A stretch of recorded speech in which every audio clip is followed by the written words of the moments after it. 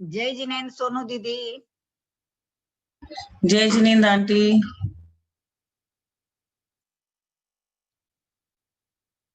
आ गए और कोई?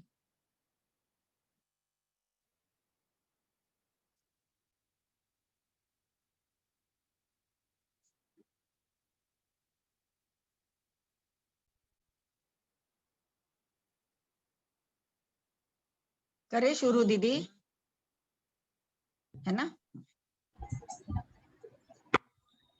जय बोलिए अनंत अनंत सिद्ध परमेष्टि भगवान की जय। आचार्य समंत भद्र देव की जय। स्वयंभू स्तोत्र ग्रंथ राज की जय। आज है ना अपन सुमतिनाथ भगवान का एक श्लोक अपन ने पढ़ लिया था दीदी, आज दूसरा श्लोक पढ़ रही हूँ, है ना? अनेकमेकं च तदेव तत्त्वं भेदान्वय ज्ञानमिदं हि सत्यं मृषोपचारोऽन्यतरस्य लोपे तच्छेष लोपोऽपि ततोऽनुपाख्यम्। यहाँ आगे तत्व की सुयुक्ति युक्तता दिखलाते, यानी कैसे युक्ति युक्त है अपने तत्व, ये बता रहे इस श्लोक में। तदेव तत्वम, वही सुयुक्ति नीत तत्वम, अनेकम च एकम, अनेक तथा एक रूप है, निश्चय से, इदम भेदान्वय ज्ञानम, अनेक को विषय करने वाला यह भेद ज्ञान और एक को विषय करने वाला यह अन्वय ज्ञान सत्यम यानी यथार्थ है।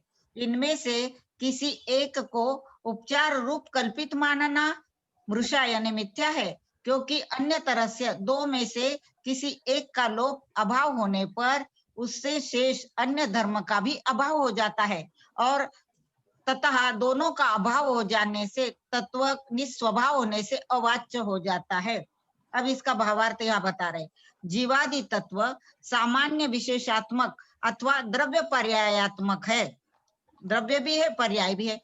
तत्व के इन दोनों अंशों को ग्रहण करने के लिए जैन आगम में द्रव्यार्थिक और पर्यायार्थिक इस तरह दो नय स्वीकृत किए गए हैं। पर्यायार्थिक नय की अपेक्षा जीव तत्व का अभ्यंतर रूप सुख दुख आदि के भेद से अनेक रूप है, और बाह्य रूप जैसे बाल कुमार तरुण तथा वृद्ध आदि के भेद से भी अनेक रूप है, परंतु द्रव्यार्थिक नय की अपेक्षा सुख दुख आदि अभ्यंतर तथा बाल कुमार आदि बाह्य रूप में यह वही है। इस तरह एकत्व की प्रतीति होने से तत्व एक रूप है। तत्व की यह द्विविधता सत्य है, इसलिए उसे ग्रहण करने वाला ज्ञान भी सत्य है। यद्यपि बौद्धों का कहना है कि पर्याय मात्र ही वास्तविक तत्व है, द्रव्य वास्तविक तत्व नहीं है, क्योंकि वह अनादि अविद्या से कल्पित है, और सांख्यों का कहना है कि जीवादि द्रव्य ही वास्तविक है। यानी कोई तत्व को मान रहा है और कोई यानी द्रव्य को मान रहा है, कोई पर्याय को मान रहा है। सुखादि पर्याय वास्तविक नहीं है, क्योंकि वे उपाधि जन्य है, यानी कर्मों से निर्मित हुई है। बौद्ध द्रव्य को उपचार कल्पित मानते हैं और सांख्य पर्याय को उपचार मानते हैं, परंतु जैन द्रव्य और पर्याय दोनों अंशों को वास्तविक मानते हैं।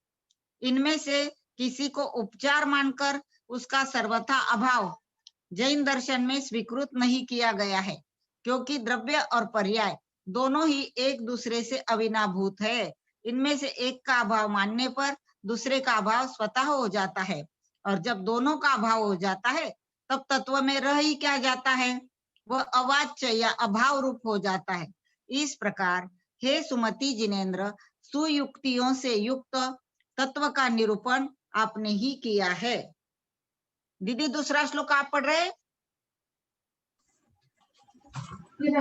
आप पढ़ो आंटी। जी जी। श्लोक नंबर 3। सता कथंचित तदसत्व शक्ति खेनास्ति पुष्पं तरुषु प्रसिद्धं सर्वस्वभावच्युतम प्रमाणम स्वभाव विरुद्धम तव दृष्टितोन्यत्। इस प्रकार जीवादि पदार्थों की द्रव्य और पर्याय रूपता दिखलाकर अब भाव भावात्मकता दिखलाते हैं। स्वद्रव्य क्षेत्र काल भाव की अपेक्षा सद्रूप जीवादि पदार्थ कथनचित किसी अपेक्षा से परद्रव्य क्षेत्र काल भाव की अपेक्षा से असत्व शक्ति ही असत रूपता है, यानी स्व की अपेक्षा तो सत रूप है और पर की अपेक्षा से असत रूप है। जैसे कि फूल वृक्षों पर प्रसिद्ध है और आकाश में नास्ती नहीं है। फूल तो वृक्षों पर ही होंगे, आकाश में नहीं होंगे। यदि तत्व को सत सर्वस्व भावच्युतम, सत्व और असत्व दोनों प्रकार के स्वभाव से च्युत माना जाएगा तो वह अप्रमाण यानी प्रमाण रहित हो जाएगा। हे भगवान, तुम्हारे दर्शन के सिवाय अन्य सब दर्शन स्ववाग विरुद्धम, स्ववाणी से ही विरुद्ध है, अर्थात स्वतः के वचन से ही बाधित है। और आपका दर्शन यानी जैन दर्शन यही एकमात्र सापेक्ष दर्शन है, ऐसा यहाँ बताया है। अब इसका भावार्थ, पदार्थ में सत असत, एक अनेक, भेद अभेद, अनेक विरोधी धर्म अपना अपना अस्तित्व रखते हैं। उनमें यहाँ मात्र सत धर्म की विविध रूपता का वर्णन किया गया है। संसार का प्रत्येक पदार्थ स्वद्रव्य क्षेत्र काल भाव की अपेक्षा सतरूप है, विद्यमान है, और पर द्रव्य क्षेत्र काल भाव की अपेक्षा असत रूप यानी अविद्यमान है। यहाँ दृष्टांत है कि जिस प्रकार फूल का अस्तित्व वृक्ष पर है, अर्थात वृक्षाधिकरण की अपेक्षा फूल अस्थि रूप है, परंतु आकाश में फूल नहीं है, अर्थात आकाश अधिकरण की अपेक्षा फूल अस्थि रूप नहीं है।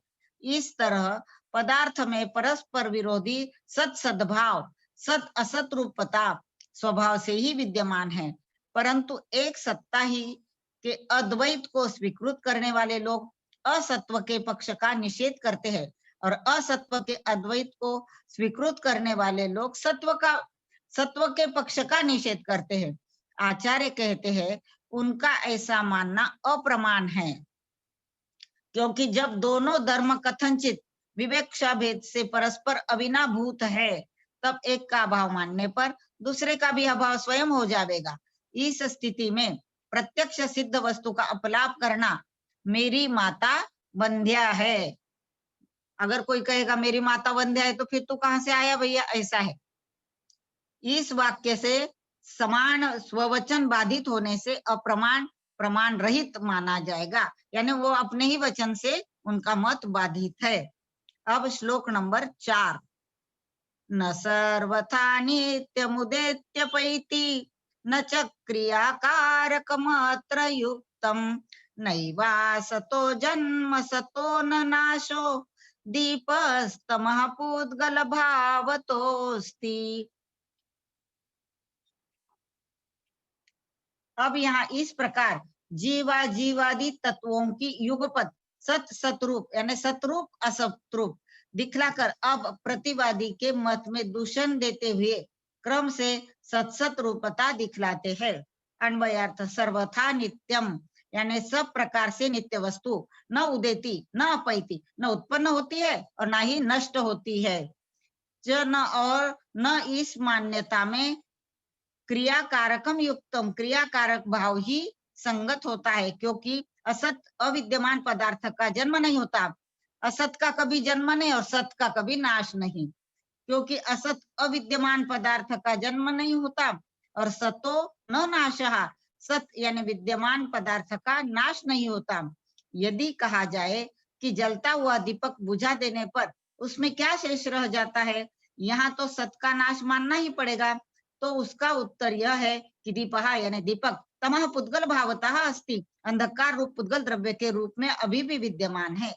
यानी अपन बोलेंगे कि दीपक बुझ गया तो उसका नाश हो गया, ऐसा नहीं है। अंधकार रूप पुद्गल द्रव्य के रूप में वह विद्यमान रहता है। संसार, अब भावार्थ बता रहे, संसार के प्रत्येक पदार्थ द्रव्य और पर्याय रूप है।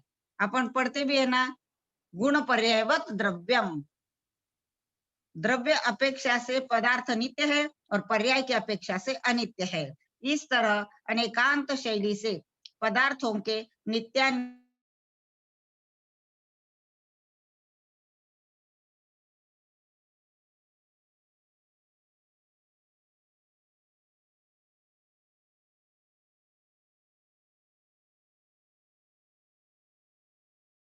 बस नष्ट हो गया।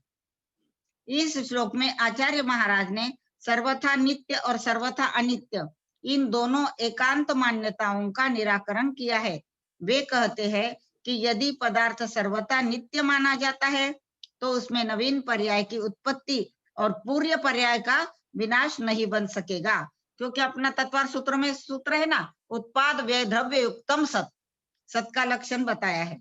जीव द्रव्य में मनुष्य पर्याय के नष्ट होने पर ही देव पर्याय की उत्पत्ति होती है, और पुद्गल द्रव्य में घट पर्याय के नष्ट होने पर ही कपाल पर्याय की उत्पत्ति देखी जाती है। इस प्रकार के उत्पाद और व्यय को प्रत्यक्ष देखते हैं, अर्थात इसका अपलाप नहीं किया जा सकता। नवीन आकार का उत्पन्न होना उत्पाद है, पूर्व आकार का विनाश होना व्यय है। ये दोनों प्रकार के परिणमन सर्वथा नित्य पदार्थ में संभव नहीं है।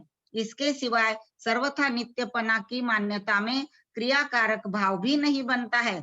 ठहरना तथा गमन करना आदि क्रिया कहलाती है, और इन क्रियाओं का जो निर्वर्तक रचयिता है वह कारक कहलाता है। वस्तु को सर्वथा एक रूप मानने पर यदि उसमें गमन रूप क्रिया हो रही है तो गमन ही होता रहेगा, और ठहरने रूप क्रिया हो रही है तो ठहरना ही होता रहेगा। विरुद्ध परिणमन नहीं हो सकता, क्योंकि विरुद्ध परिणमन मानने पर सर्वथा एक रूप नित्यपना का सिद्धांत नष्ट हो जाता है। इसी तरह सर्वथा अनित्य पक्ष का निराकरण करते हुए कहते हैं कि पदार्थ को सर्वथा पर्याय की तरह द्रव्य रूप से भी अनित्य स्वीकृत करने पर पदार्थ का निरन्वय नाश स्वीकृत करना पड़ेगा, और उस स्थिति में अविद्यमान पदार्थ की उत्पत्ति और विद्यमान पदार्थ का नाश मानना पड़ेगा। परंतु ऐसा मानना उचित नहीं, क्योंकि जो पदार्थ है ही नहीं, उसका जन्म कहाँ से होगा, और जो पदार्थ है उसका सर्वथा नाश नहीं हो सकता। यदि कहा जाए कि जलते हुए दीपक को बुझा देने पर क्या शेष बचता है, यहाँ तो सत का नाश ही अनुभव में आता है, तो ऐसा कहना ठीक नहीं, क्योंकि यहाँ भी दीपक का सर्वथा नाश नहीं माना जाता। जो दीपक पहले प्रकाश रूप पुद्गल द्रव्य था, अब बुझ जाने पर वही दीपक अंधकार रूप पुद्गल द्रव्य के रूप में शेष रहता है। सर्वथा नाश कहाँ हुआ? इस तरह कथनचित नित्य अनित्यत्व की मान्यता ही युक्ति संगत है। अब आगे श्लोक नंबर 5। विधिर्निषेधश्च कथंचिदिष्टौ विवक्षया मुख्य गुण व्यवस्था इति प्रणीतिः सुमतेस्तवेयं मति प्रवेकः स्तुवतोस्तु नाथ। श्लोक नंबर 5 पढ़ रही हूँ। विधि अब जीवादि तत्वों में नित्यात्मक पने का निरूपण करते हुए कहते हैं, विधि यानी अस्तित्व और निषेध यानी नास्तित्व। अपन कथन करते हैं ना विधि और निषेध रूप से। नास्तिक दोनों ही कथनचित यानी किसी अपेक्षा से इष्ट, इष्टौ यानी इष्ट है, और विवक्षा या वक्ता की इच्छा से उनमें मुख्य गुण व्यवस्था, मुख्य और गौण की व्यवस्था होती है। इति इस तरह यह तत्व निरूपण की पद्धति आप सुमतिनाथ स्वामी की है। हे स्वामी, आपकी स्तुति करते हुए मुझे मति का उत्कर्ष प्राप्त होवे।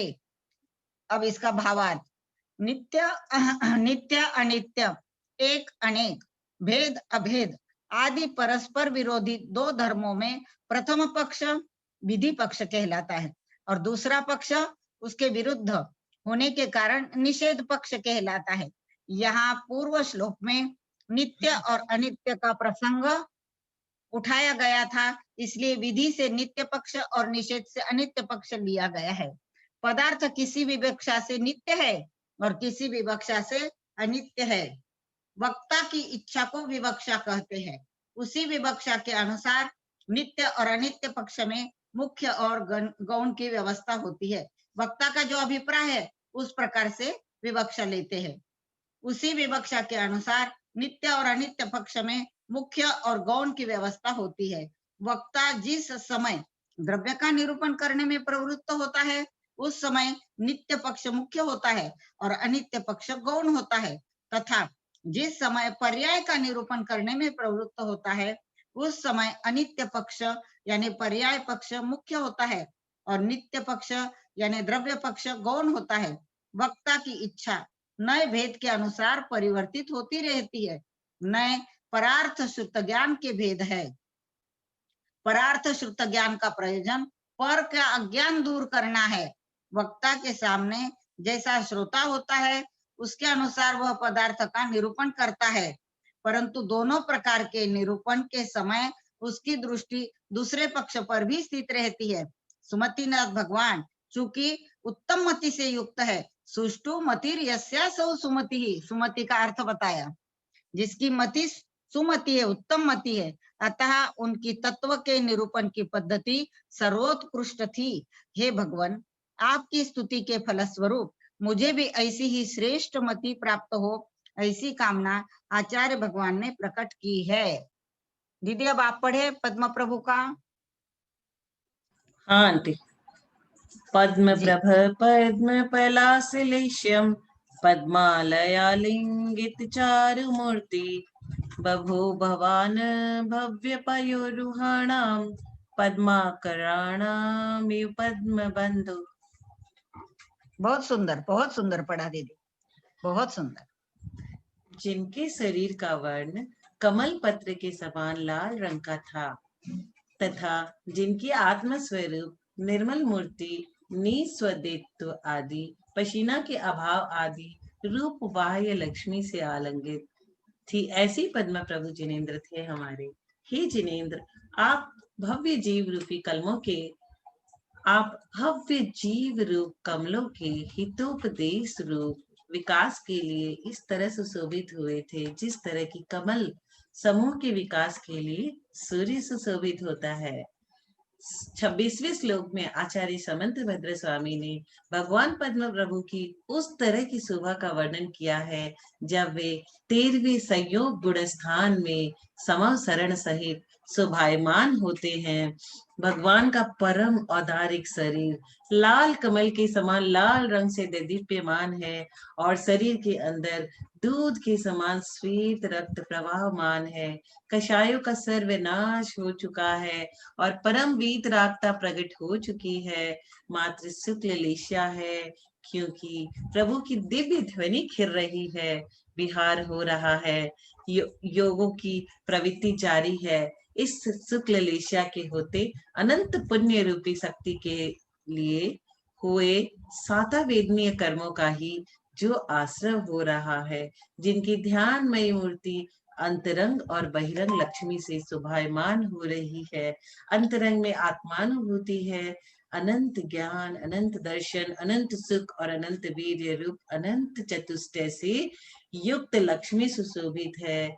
परम वीतरागता और समता ने अकथनीय शोभा का विस्तार कर रखा है। उस अंतरंग लक्ष्मी का प्रभाव कितना अतिशयकारी है कि प्रभु की परम औदारिक देह का तेज करोड़ों सूर्य को भी मात दे रहा है।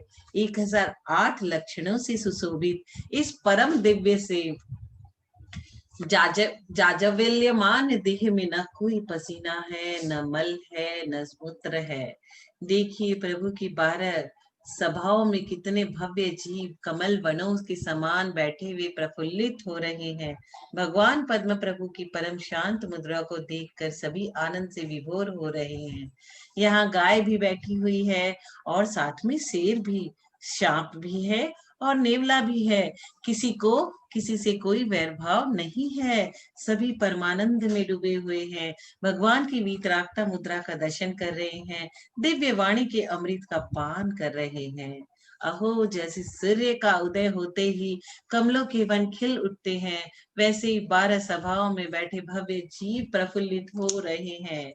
हे भगवान, आपकी कैसी अपूर्व शोभा हो रही है। हम आपकी चरणों में बारंबार नमस्कार करते हुए आपके जैसा ही बनने की भावना भाते हैं।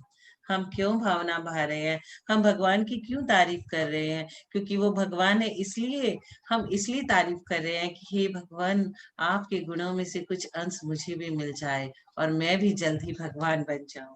उसीलिए हम भगवान के गुणों की इतनी तारीफ कर रहे हैं कि पता नहीं कब भगवान के गुणों की वर्णन करते करते हमारे अंदर कौन सा गुण आ जाए। भगवान पद्म प्रभु के शरीर का वर्ण कमल दल के समान लाल रंग का था, इसलिए उनका पद्म प्रभ नाम सार्थक था। उनकी मूर्ति लक्ष्मी से आलंगित थी। मूर्ति से आत्म स्वरूप तथा शरीर की मुद्रा दोनों ही विवक्षित है। इसी प्रकार लक्ष्मी से अंतरंग और बहिरंग दोनों प्रकार की लक्ष्मियां विवक्षित है।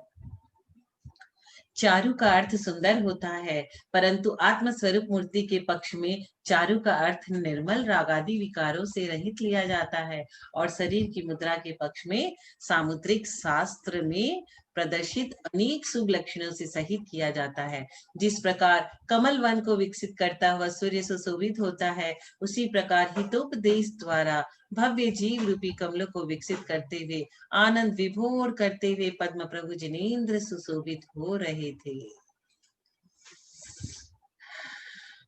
सुचिमय, सुचिमय मतलब पवित्र, तन मतलब शरीर, तन मतलब चेतन लक्ष्मी, अंतरंग और बहिरंग, निवास रहे मतलब रहते हैं। षष्ठ तीर्थंकर का पद्म प्रभु यह नाम सार्थक है। पद्म प्रभु का अर्थ है पद्म के समान है, प्रभा शरीर की कांति जिनकी, वे पद्म पत्र के समान द्रव्य लेशिया के धारक है, अर्थात उनके शरीर का वर्ण कमल पत्र के समान लाल है। उनकी आत्म रूप मूर्ति और शरीर रूप मूर्ति दोनों ही अति सुंदर और मनमोहक है। उनके आत्म रूप मूर्ति अनंत ज्ञानादि अनंत रंग लक्ष्मी से आलंगित है तथा रागादि विकारों से रहित होने के कारण अत्यंत निर्मल है। श्री पद्म प्रभु जिनने मोक्ष मार्ग के उपदेश द्वारा भव्य जीवों का उसी प्रकार विकास किया था जिस प्रकार सूर्य अपने प्रकाश के द्वारा कमलों का विकास करता है। यहाँ आचार्य देव ने पद्म पलाश लेश्य कहकर भगवान के शरीर के कमल पत्र के समान लाल वर्ण के माध्यम से स्तुति करना आरंभ किया है। इस संदर्भ में समय सार की गाथा नंबर 28, 29 और 30 इसी से मिलती जुलती है। जो भक्ति समय सार में 28 नंबर गाथा, 29 नंबर और 30 नंबर में लिखी हुई है, वही यहाँ पे आचार्य समंत भद्र स्वामी कर रहे हैं। जैसे नगर का वर्णन करने पर राजा का वर्णन किया, जैसे नगर का वर्णन अगर हम कर देते हैं तो राजा का वर्णन किया नहीं होता, इसी तरह देह के गुणों का स्तवन होने से केवली के गुण का स्तवन रूप के नहीं होते हैं। श्री जयचंद्र जी कृत वचनिका में समय सार जी के 28वीं गाथा में भी ऐसा ही लिखा है, जो कि हम सुबह की कक्षा में पढ़ चुके हैं।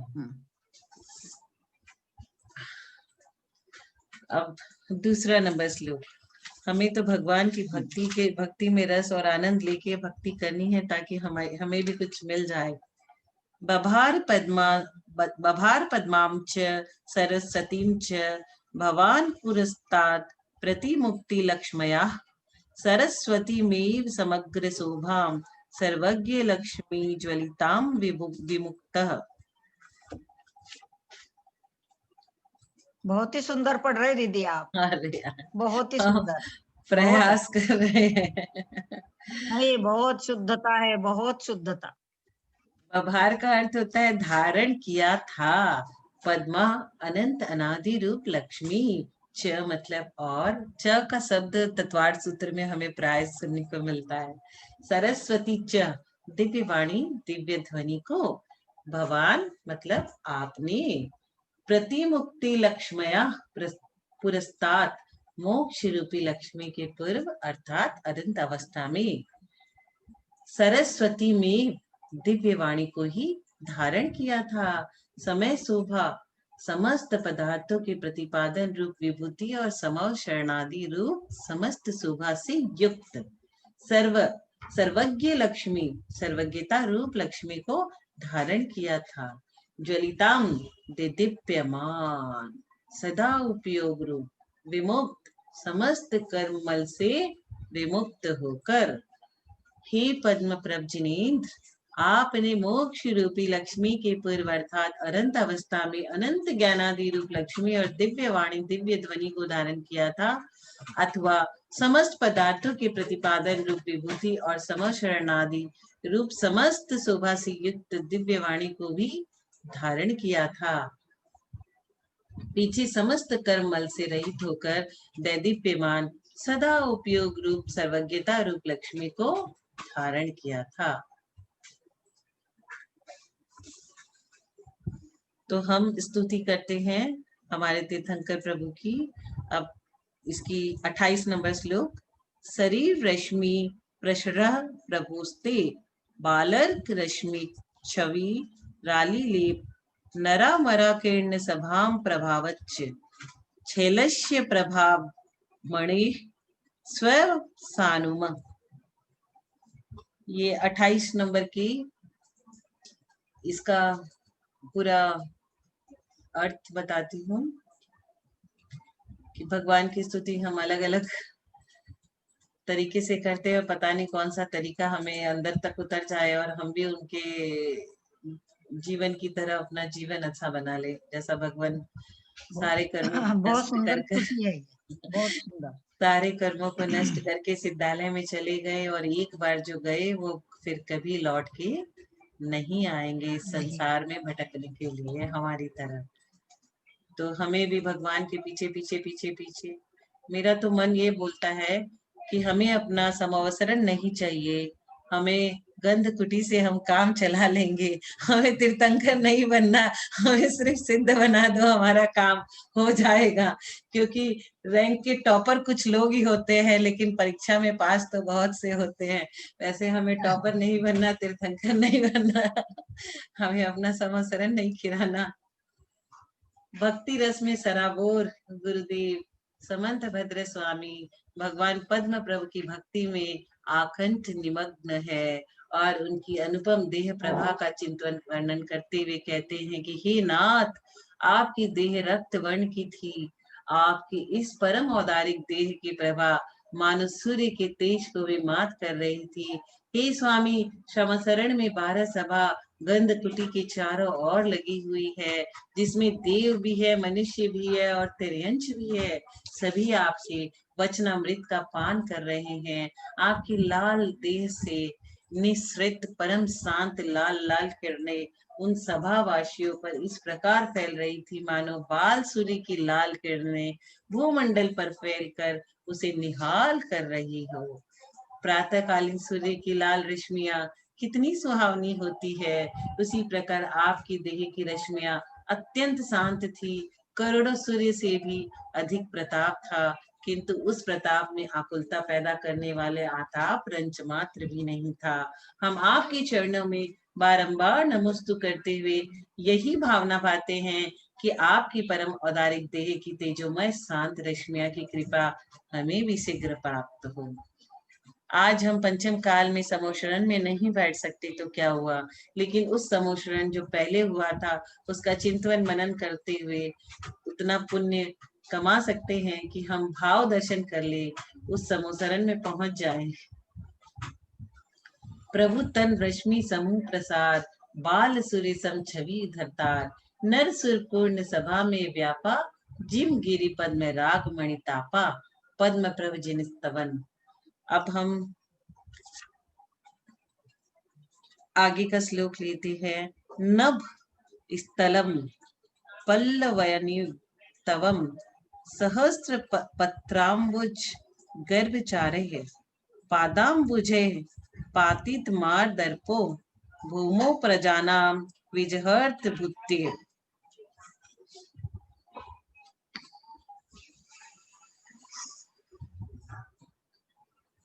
पद्म प्रभु स्वामी की भक्ति करते हुए ये चौथा श्लोक, नभ स्थलम मतलब, नभ मतलब होता है आकाश, आकाश तल को पल्लवयनीय पल्लवों से युक्त जैसा करते हुए त्वम, त्वम भगवान को बोलते हैं कि आपने सहस्त्र पत्राम्बुज गर्भचारे सहस्त्र दल कमलों के मध्य में चलने वाले, सहस्त्र मतलब हजार, पादाम्बुजे मतलब पाद प्लस अम्बुजे अपने चरण कमलों के द्वारा, अम्बुज मतलब कमल, पातित पादर्पो पातित प्लस मार कामदेव बोलते हैं उन्हें, दर्प मतलब गर्भ, कामदेव के गर्भ को नष्ट करने वाले। कामदेव सबसे सुंदर होते हैं, उनके गर्भ को, क्योंकि उनको गर्व होता है कि मैं कामदेव हूँ। गर्भ होने से क्या हुआ था, एक राजा को पता है कि एक राजा की सुंदरता इतनी फेमस थी, इतनी फेमस थी कि एक देव प्रकट हुए कि मैं देख के आऊंगा वो कितना सुंदर है। तो फिर उसने कहा कि अभी तो मैं व्यायाम कर रहा हूँ, तुम राजसभा में आना और मेरा सौंदर्य देखना। वो जो अहंकार उन्होंने उस समय किया, राजसभा में जाके देव ने जब उनका दर्शन किया तो बोले बोलो अब क्या बोलते हो? बोलते अब वो बात नहीं रही, अब वो बात नहीं रही। गर्व से क्या हुआ? उनके शरीर पे सफेद रोग हो गया। इसीलिए गर्व किसी चीज का भी नहीं करना चाहिए। भूमो मतलब पृथ्वी पर स्थित, प्रजानाम मतलब प्रजाजनों की, विजहर्थ मतलब विहार किया था, भूतिये मतलब विभूते विभूति के लिए। हे जिनेन्द्र, पातित मार्दर, कामदेव के गर्भ को नष्ट करने वाले त्वम, आपने सहस्त्र पत्राम्बुज गर्भचारे, सहस्त्र दल कमलों के मध्य में चलने वाले आपने, पदाम्बुजे चरण कमलों के द्वारा नभस्थल आकाश तल को पल्लवयन्वी, पल्लवों से युक्त जैसा करते हुए, भूमो भूमि मतलब पृथ्वी, पृथ्वी पर स्थित, प्रजानाम विभूते, प्रजाजनों की विभूति के लिए विजहर्थ विहार किया था। हे जिनेन्द्र, कामदेव के गर्भ को नष्ट करने वाले आपने, सहस्त्र दल कमलों को मध्य में चलने वाले आपने, चरण कमलों के द्वारा आकाश तल को पल्लवों से युक्त जैसा करते हुए, पृथ्वी पर स्थित प्रजाजनों की विभूति के लिए विहार किया था। अब हम पद्म प्रभु भगवान की स्तुति का अंतिम मतलब 5वां यानी कि 30 नंबर का श्लोक लेते हैं। गुणाम्बुधेर विप्रोष मप्य जस्त्रम नाखंडल स्तोतुमलम तवर्षे, प्रागेव मात्रिक किमुताति भक्तिर माँ बालमाला पय तिदमिथ्यम। 30 नंबर श्लोक में आचार्य भगवान की भक्ति बोलते हुए क्या कह रहे हैं, आइए हम इसे पढ़ते हैं, सुनते हैं, समझते हैं।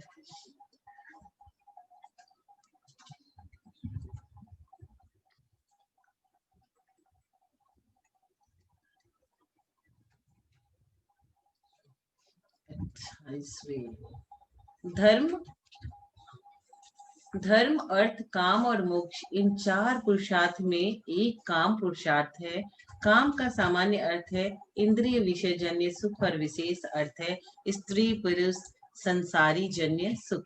संसार का प्रत्येक प्राणी काम के वश में है और उस समय विजय पाना अत्यंत कठिन होता है। इसलिए काम को देव भी कहा गया है। श्री पद्मप्रभ जी ने ऐसी दुर्जयी कामदेव पर विजय प्राप्त कर ली थी, अर्थात वे काम क्रोधादि विकारों को जीत कर वीतराग हो गए थे। वीतराग होने के बाद उन्होंने भव्य जीवों के कल्याण के लिए इस भूमंडल पर विहार किया। वीतराग होने के कारण उनका विहार किसी राग का लोभ अथवा स्वार्थ से नहीं हुआ, किंतु किसी इच्छा के बिना ही भव्य जीवों के नियोग से हुआ। भगवान के विहार से भव्य जीवों को विभूति की प्राप्ति होती है। हे और उपादेय पदार्थ में विवेक का जागृत होना, यह साक्षात विभूति है, और पुण्य बंध के द्वारा स्वर्ग आदि की प्राप्ति होना, यह परंपरा विभूति है। अतः भगवान का विहार लोक कल्याण के लिए होता है। भगवान के विहार में एक विशेष बात यह होती है कि उनका विहार पृथ्वी पर न होकर आकाश में होता है, तथा देवकृत अतिशय के कारण उनके विहार के समय देवताओं के द्वारा आकाश में सहस्त्र दल कमलों की रचना की जाती है। उन कमलों के ऊपर उनका स्पर्श न करते हुए भगवान का विहार होता है। उन सहस्त्र दल कमलों के मध्य भाग पर पड़ने वाले श्री पद्म प्रभ जिनके रक्त वर्ण पद तलों में ऐसा प्रतीत होता था मानो आकाश तल अनेक पल्लवों लाल लाल किसलैत दलों से व्याप्त हो रहा हो। यहाँ 30 नंबर श्लोक में गुणाम्बुधे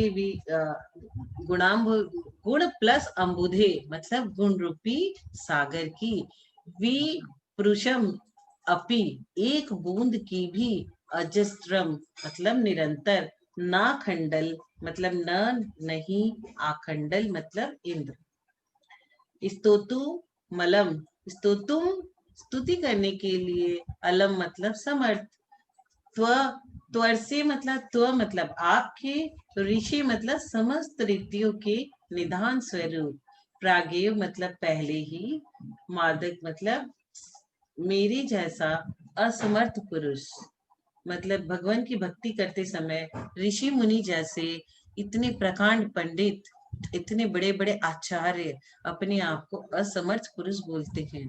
क्योंकि 10वें गुण स्थान तक तो सभी कोई अज्ञानी होता है।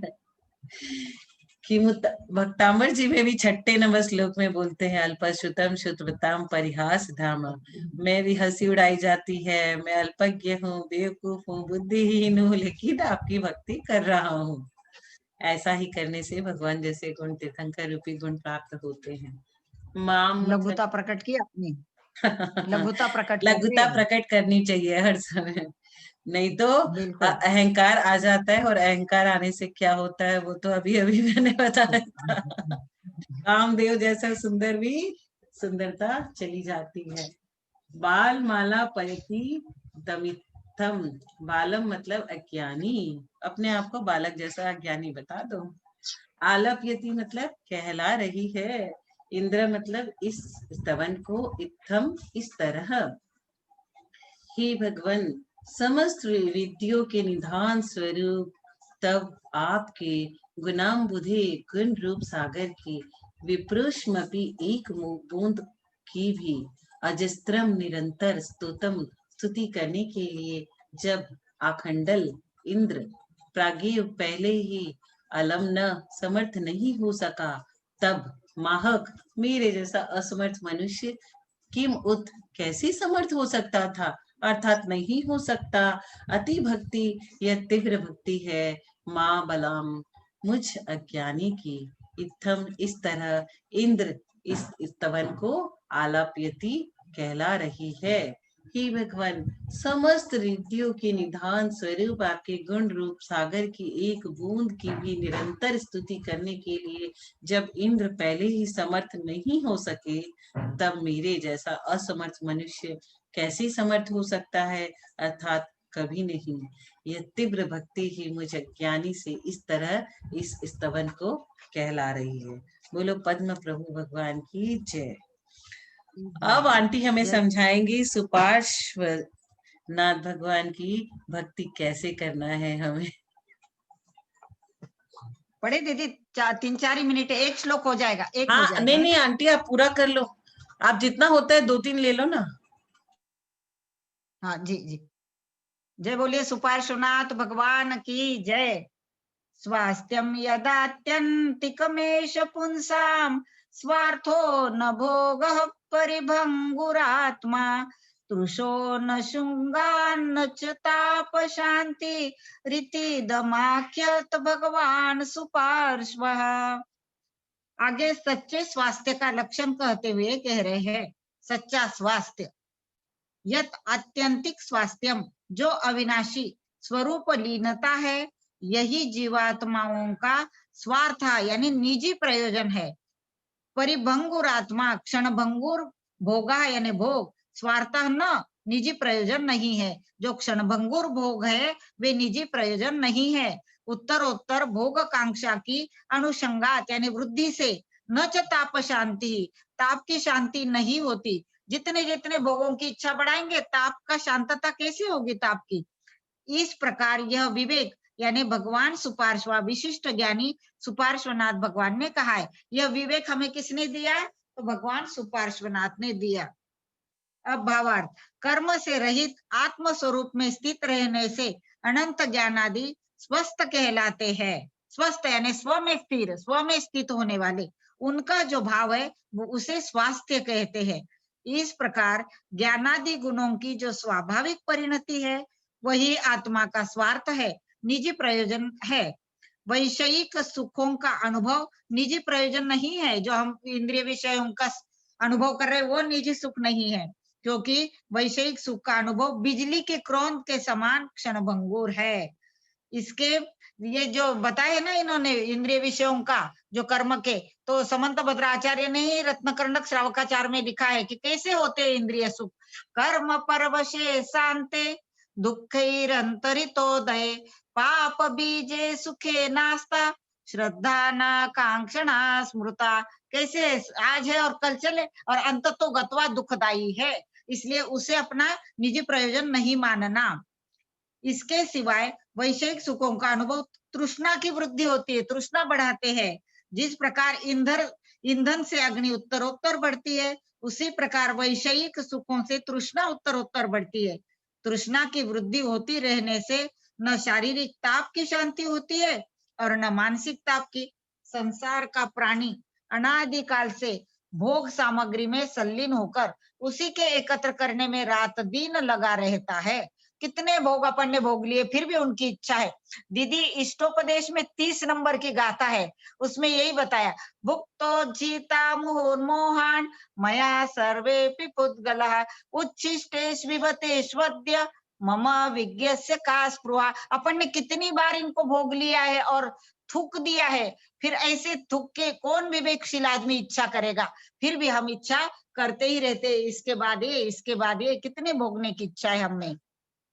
सुपार्श्व यहाँ भगवान सुपार्श्वनाथ ने कहा है कि हे भद्र प्राणी, जिन भोगों के पीछे तू पड़ रहा है वे शांति के कारण नहीं, इसलिए इनकी ओर से दृष्टि हटाकर स्वभाव की ओर दृष्टि दे, उससे तेरे शारीरिक और मानसिक ताप की शांति होगी।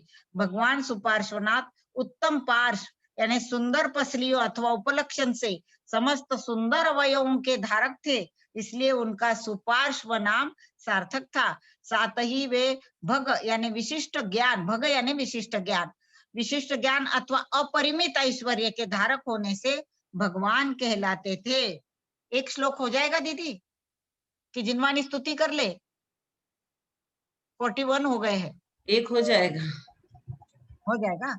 एक हो जाएगा। अजंगम अजंगम जंगमणेय यंत्रम यथा तथा जीवधृतम शरीरम बीभत्सुपूति क्षयितापकं च स्नेहो वृथा त्रेति हितं त्वमाख्यः। भगवान ने न केवल उक्त सुखादि का उपदेश दिया किंतु शरीर के उपदेश का भी क्रम रखा है, यही बता रहे हैं। यथा यानी जिस प्रकार जंगमणेय यंत्रम गतिशील मनुष्य के द्वारा चलाया जाने वाला यंत्र स्वयं अजंगम यानी गति रहित, यंत्र स्वयं में गति नहीं है, उसको तो मनुष्य चला रहा है, गति दे रहा है। उसी तरह जीव के द्वारा धारण किया हुआ शरीर स्वयं गति रहित है, यह शरीर में थोड़ी ना गति है, यह तो जड़ है। साथ ही यह शरीर घृणित, दुर्गंध से युक्त, विनश्वर और संताप उत्पन्न करने वाला है, इसलिए इस शरीर में अनुराग करना व्यर्थ है। यह हितकारक वचन हमें सुपार्श्वनाथ भगवान ने कहा है। इसमें इसमें श्लोक आया है, स्वभावतो शुचौकाय रत्नत्रय पवित्रिते निर्जुगुप्सा गुण प्रीतिर मता निर्विचिकित्सता। शरीर स्वभाव से ही कैसा है? दुर्गंध युक्त मल स्वरूप। मनुष्य का सबसे अधिक राग अपने शरीर से होता है। स्त्री, पुत्र तथा मकान आदि से जो राग है वह शरीर को आराम पहुंचाने वाला होने से शरीर मूलक ही होता है।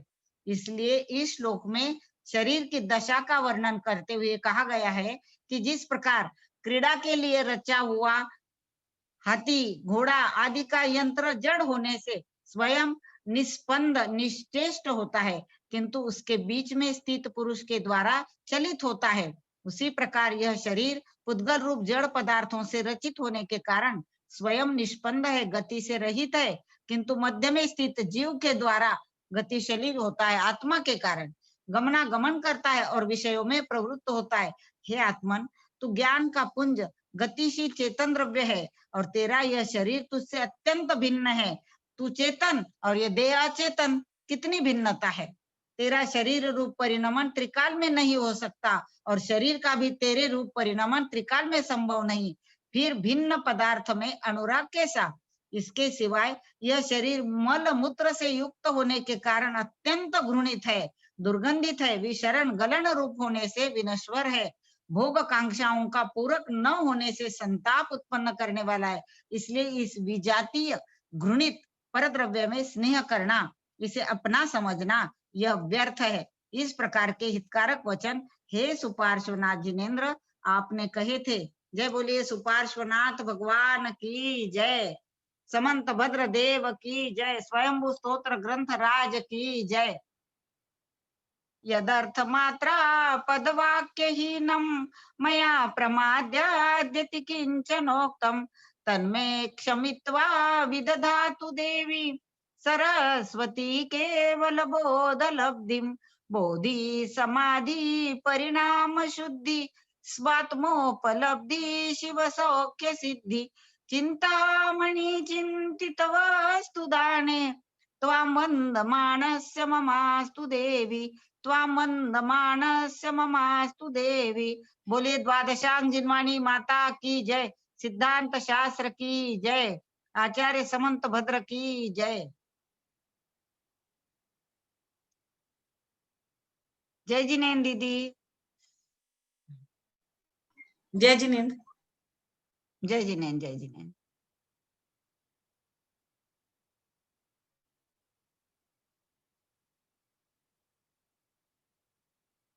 दीदी अपन कल नियम सार पूरा कर लेंगे दीदी। ठीक है आंटी। हाँ थोड़ा सा ही, हाँ मैं बोली आपके सामने करेंगे इसलिए छोड़ा है थोड़ा, कल अपन कितना पूरा बचा हुआ है? थोड़ा सा ही बचा है, एक आध पेज बचा है बस। अच्छा अच्छा उसके बाद क्या करना है आप सोचिएगा। अच्छा आंटी ठीक है। कल है ना? कल हाँ, वो चलो। 12 अनुप्रेक्षा करे क्या? रुक हाँ ना 12 सकता हूँ। अनुपेक्षा कुंद कुंद आचार्य का है दीदी, कुंद कुंद आचार्य का है 12 अनुपेक्षा है क्या वो आपके पास? वो मैं लेके आई हूँ मंदिर जी से। हाँ तो वो 12 है 12 अनुपेक्षा, मुझे ढूंढना पड़ेगा लेकिन होगा मेरे पास। वो कैसा देखती है, हूँ वो मैं। करे क्या? करे ना करे दीदी, हमने पढ़ा हुआ है।